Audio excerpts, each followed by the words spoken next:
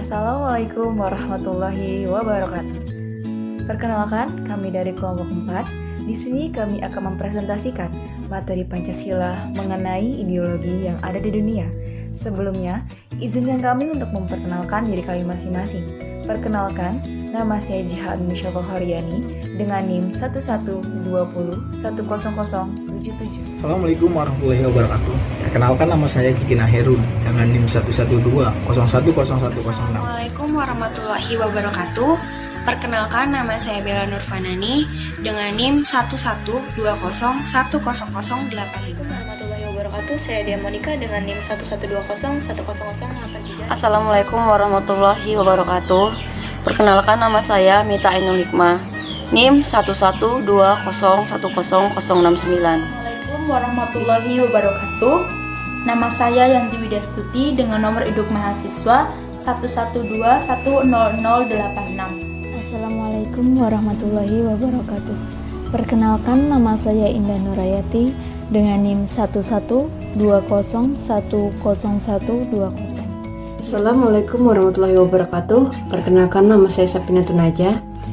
Nomor induk mahasiswa saya 1120-172. Assalamualaikum warahmatullahi wabarakatuh. Perkenalkan, nama saya Novi Sri Nuryawati dengan NIM 1120100113. Assalamualaikum warahmatullahi wabarakatuh.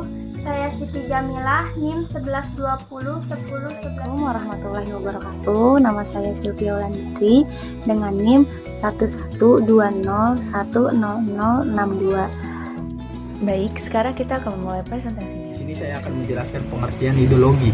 Ideologi berasal dari bahasa Yunani yang merupakan gabungan dari dua kata, yaitu idios yang berarti gagasan atau konsep, sedangkan logos yang berarti ilmu. Pengertian ideologi sendiri secara umum adalah sekumpulan ide, gagasan, keyakinan, dan kepercayaan yang menyeluruh dan sistematis. Dalam arti luas sendiri, ideologi adalah pedoman normatif yang dipakai oleh seluruh kelompok sebagai dasar cita-cita, nilai dasar, dan keyakinan yang dijunjung tinggi. Sedangkan tujuan utama ideologi adalah untuk menawarkan perubahan melalui proses pemikiran normatif. Ideologi sendiri adalah sistem pemikiran abstrak, tidak hanya sekedar pembentukan ide yang diterapkan pada masalah publik, sehingga membuat konsep ini menjadi inti politik. Di sini saya ingin menjelaskan tentang kelebihan dan kekurangan ideologi Pancasila. Nah, untuk kekurangan terlebih dahulu yaitu dapat menimbulkan tafsiran yang berbeda-beda sehingga kesempatan yang diberi itu sekarang jadi anarki dan dianggap tidak jelas karena telah mengambil jalan tengah di antara komunis yang lainnya.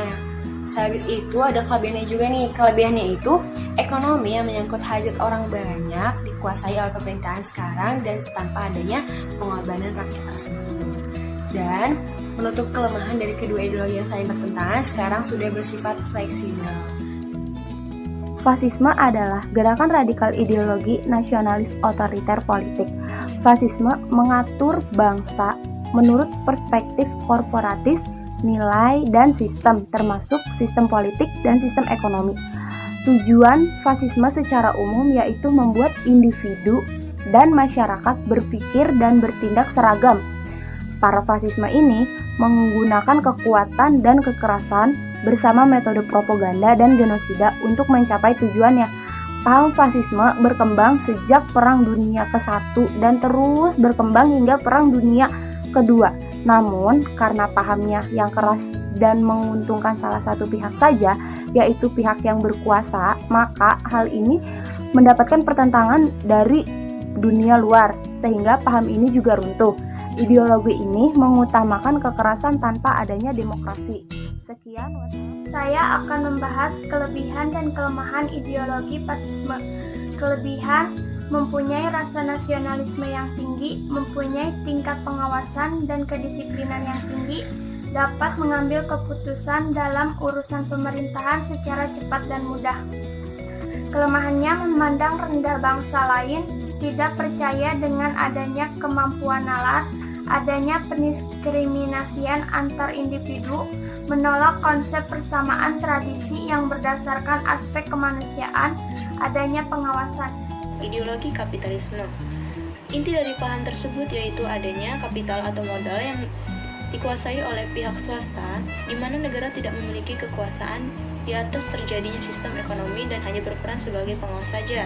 Kapitalisme adalah suatu paham ekonomi yang mengedepankan modal individu atau pihak swasta yang memiliki modal besar. Tokoh yang sangat terkenal dengan ideologi ini yaitu Adam Smith, juga dikenal dengan Bapak Ilmu Ekonomi. Paham ini awalnya adalah sebuah cara untuk menentang adanya paham merkantilisme di mana tanah merupakan sumber modal utama dan merupakan sumber modal lainnya. Istilah invisible hand atau tangan tak tampak sangat terkenal dikemukakan oleh Adam Smith. Dan menurutnya pasar yang bekerja akan selalu diarahkan oleh tangan tak tampak sehingga tidak perlu adanya peraturan pemerintah dan segala intervensinya. Terima kasih. Di sini saya akan menjelaskan tentang kelebihan dan kekurangan ideologi kapitalis. Untuk kelebihan ideologi kapitalis, yang pertama adalah lebih efisien dalam memanfaatkan sumber daya dan distribusi barang. Yang kedua, aktivitas masyarakat menjadi tinggi karena adanya kebebasan melakukan segala hal yang terbaik. Yang ketiga, pengawasan politik dan sosial minimal karena tenaga, waktu, dan biaya yang diperlukan lebih kecil. Yang keempat, hasil dari kapitalisme adalah sistem ekonomi yang terdesentralisasi. Faktor ini dianggap sebagai salah satu kelebihan terbesar kapitalisme. Yang kelima, kerja keras sangat dihargai dalam ekonomi kapitalis. Sebagai contoh, pengusaha yang mampu bekerja dengan baik dan mampu melakukan inovasi terus-menerus akan mampu bersaing dan memenangkan persaingan. Selanjutnya, saya akan menjelaskan tentang kekurangan ideologi kapitalis. Yang pertama, tidak ada persaingan yang sempurna. Hanyalah persaingan yang tidak sempurna dan persaingan monopolistik. Yang kedua, sistem harga gagal mengalokasikan sumber-sumber secara efisien karena adanya faktor-faktor eksternalitas atau tidak memperhitungkan yang menekan upah buruh. Yang ketiga, profit dipandang menjadi tujuan bisnis utama dengan raksasa bisnis mengambil alih perusahaan-perusahaan kecil. Yang keempat, kapitalisme memicu berkurangnya sumber daya alam karena dieksploitasi secara terus-menerus untuk menjaga pertumbuhan ekonomi yang berkesinambungan. Yang kelima, kapitalisme juga diyakini menyebabkan distribusi kekayaan yang tidak adil dengan kekayaan dan kekuasaan hanya dikuasai oleh segelintir orang. Saya akan menjelaskan tentang ideologi liberalisme. Liberalisme atau liberal adalah sebuah ideologi, pandangan filsafat, dan tradisi politik yang didasarkan pada pemahaman bahwa kebebasan dan persamaan hak adalah nilai politik yang utama. Secara umum, liberalisme mencita-citakan suatu masyarakat yang bebas, dicirikan oleh kebebasan berpikir bagi para individu. Paham liberalisme menolak adanya pembatasan, khususnya dari pemerintah dan agama. Dalam masyarakat modern, liberalisme akan dapat tumbuh dalam sistem demokrasi. Hal ini dikarenakan keduanya sama-sama didasarkan pada kebebasan mayoritas, dan banyak suatu negara yang tidak mematuhi peraturan tersebut. Saya akan menjelaskan beberapa kelebihan dan kelemahan ideologi liberalisme. Kelebihan ideologi liberalisme. Yang pertama, timbulnya persaingan untuk maju karena kegiatan ekonomi sepenuhnya diserahkan kepada masyarakat. Yang kedua, menghasilkan barang-barang yang bermutu karena barang-barang yang tidak bermutu tidak akan laku di pasar. Yang ketiga, efisiensi dan efektivitas tinggi karena setiap tindakan ekonomi didasarkan atas motif keuntungan. Kelemahan ideologi liberalisme. Yang pertama, sulit melakukan pemerataan pendapatan karena persaingan bersifat bebas. Pendapatan jatuh kepada pemilik modal atau majikan, sedangkan golongan pekerja hanya menerima sebagian kecil dari pendapatan. Yang kedua, pemilik sumber daya produksi mengeksploitasi golongan pekerja, sehingga yang kaya makin kaya dan yang miskin makin miskin. Saya di sini akan menjelaskan tentang ideologi sosialisme. Sosialisme adalah paham yang dibentuk dengan tujuan untuk memakmurkan masyarakat yang kolektif dan produktif dengan membatasi milik perseorangan. Dalam paham sosialisme ini sangat menjunjung adanya pemerataan, kemakmuran, dan penghapusan kemiskinan. Oleh karena itu, sosialisme menentang adanya kesenjangan sosial, baik karena adanya sistem feodalisme maupun yang tercipta akibat adanya persaingan bebas. Paham ini berhubungan dengan hakikat manusia yang bukan hanya sekedar untuk mendapat kebebasan, tetapi kita sebagai manusia mempunyai kewajiban untuk saling tolong-menolong. Saya akan sedikit menjelaskan tentang kelebihan dan kelemahan ideologi sosialisme.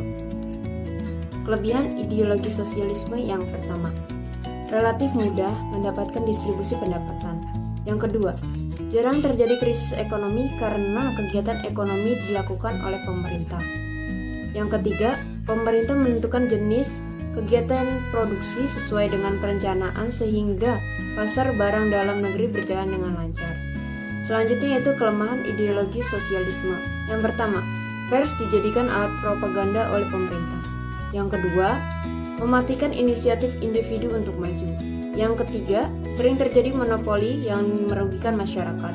Dan yang terakhir, masyarakat tidak memiliki kebebasan dalam memiliki sumber daya. Cukup sekian presentasi yang dapat kami sampaikan. Kurang lebihnya mohon maaf. Terima kasih. Assalamualaikum warahmatullahi wabarakatuh.